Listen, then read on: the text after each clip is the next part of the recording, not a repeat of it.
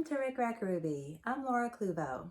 Today we will be making this Scrappy Patchwork Christmas Angel Ornament. She's fun and easy, so let's get started. After getting off to a great start on my Dear Christmas collection, I have discovered an oddball set of scraps. I can tell just what was made from these just from the shapes that are left in these pieces. So I think what I'm going to do is I'm going to cut 1-inch strips wherever I can. I'm going to probably aim for a 1 inch by 5 or 6 inches and see if I can't come up with a scrap project. To make this angel ornament, we'll start with a foundation. This foundation is cut from 50 weight Pellon interfacing, and it's 5 inches tall. I designed it to be 5 inches tall so that we could use a charm square for the backing, and it would be just right. I'm gonna use all of these scraps from, well, maybe not all of them, but the idea is to use up some of these scraps, and I'm going to use a foundation piecing technique, and the first thing to do is to start with a triangle at the bottom. I've cut this from the bow part of the reindeer. I'm hoping that I'll have like a red little bow at the bottom, and I will describe the patterns for you at the end of the tutorial. I'm going to start with this strip. It's 1 inch wide, and I'm going to stitch along here and then fold it back. I'm giving myself a lot of extra, well, not a lot, about 1/2 inch of extra above. And I'm going to be sewing with a little bit less than 1/4 inch seam allowance. I'm going to have a consistent seam allowance, and I'm always going to make sure that I cross that center line. I'm using red thread because I like the contrast. I'm going to do the embroidery also in red, and I have my iron and my sewing machine, and I even have my glue gun ready to go for later. Ugh, it's hard to iron with my left hand. Now I'm going to do a machine embroidered feather stitch down this edge. Now when I sew the second strip, I'm going to place it this way, and I'm going to sew from the bottom up until it overlaps this edge. Fold it back, press,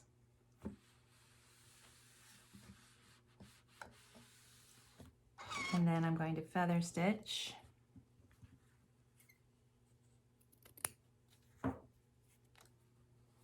My feather stitching, I always start at the top and go down so that the little branches are in the same direction.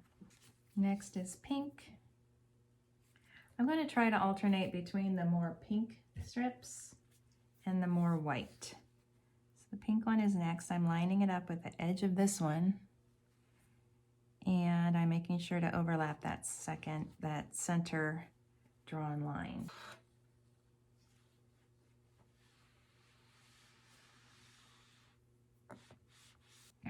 Now I'll match this up to this edge, and I begin sewing again at the bottom. Flip, press, embroider. Now I'm going to do this print.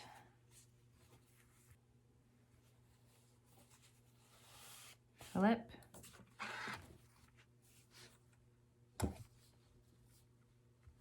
press, and embroider. Now let's take a look at this. I can see this is very nicely symmetric, and I have about the same amount of space remaining on either edge, which is a good sign. For my last set of strips, I'm going to use the deer print, and I have this fantasy that maybe I could get a little eye peeking or a little bit of the face, but I don't know how realistic that is. Let's just say I wouldn't mind if it worked out that way. Remember to make your strips longer than you think. It takes a lot of extra beyond the edge of the foundation.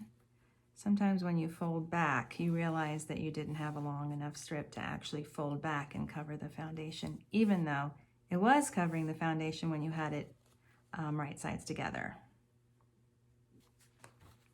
My foundation is covered with strips. It looks nice and symmetric. And now I'm going to trim it even with the edge of the foundation. Now it's easier to see how it's actually going to look. I'm going to sew around the edge very, very close to the edge. Oh, and I'm going to switch to an off-white thread. There we go, I've stitched around the edge and I'm done with the iron. I'm going to put that away. Now I'll sew this front to back, right sides together. I'm going to move it over so I might be able to get a little strip out of this side of it. Okay. I'm going to use a little bit less than 1/4 inch seam allowance. And I'll leave an opening at the top for stuffing. Back stitch, stitch around, back stitch. That looks good, so I will trim and turn. I'll save that piece. Then I'm actually going to trim a little bit of the seam allowance too. Just a little.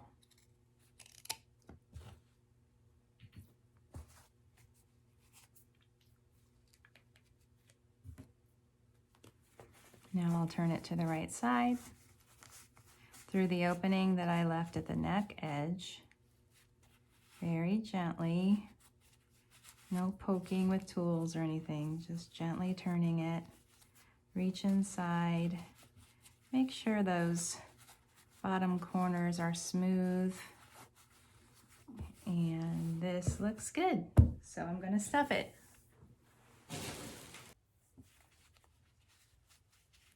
That looks good. Now I'll gather up the top. I'll use a doubled strand of off-white quilting thread. And I'll just go around the top, the collar edge, and gather this up. I use a thimble for hand sewing. Now I'll tuck the allowance inside and pull it tight. And I'll go through a couple more times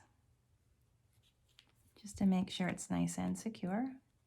I'll knot off the thread. I like to do a little French knot and pull it through.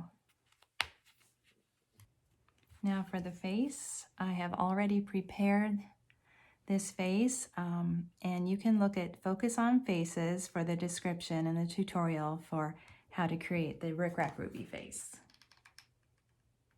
I'm applying some hot glue to the underside of the bead, and actually it's not a bead, it's a ball knob.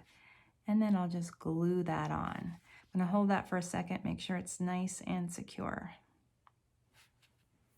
I have a length of lace to go around her neck for a collar. This is a little bit long, but what the heck, I'll just use the whole thing. I'll fold over the beginning and secure the knot in the header, and then just stitch all the way across.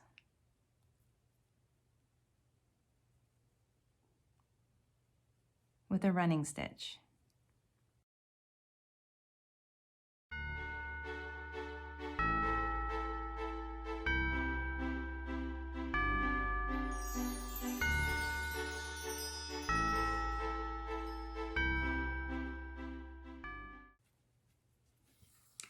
Now I'm placing the collar around her neck.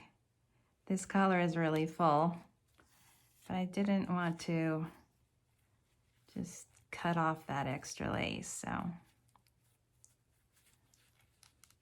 pulling it tight.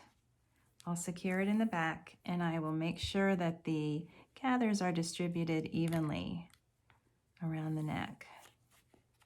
I'm going to do a baker's twine bow through the lace right underneath her chin.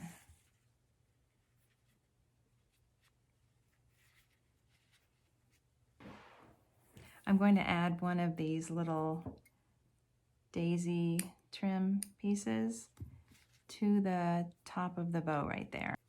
And now for her hair, I've already prepared the yarn. I've wrapped it around a folded 4x6" index card.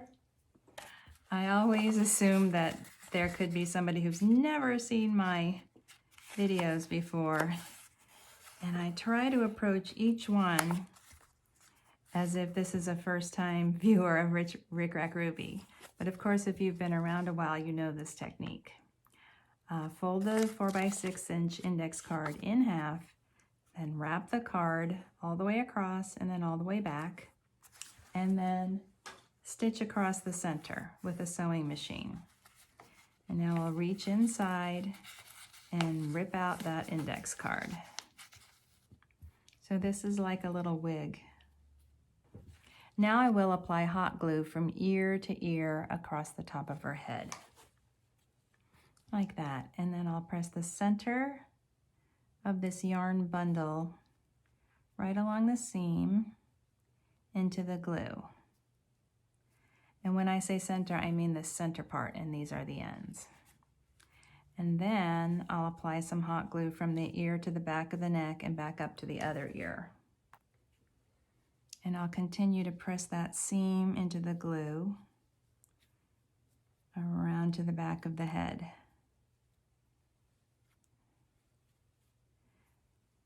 Somehow it usually winds up exactly the right length. Every once in a while I have to trim a little bit off, but usually it works out fine. Now we'll fold back the yarn and see her little face. Just make sure it looks fairly symmetric.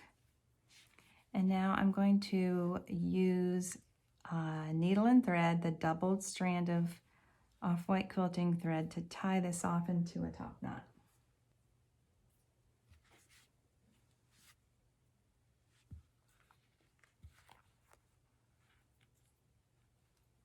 Just pulling it tight and knotting it off over her eye. I should say above her eye.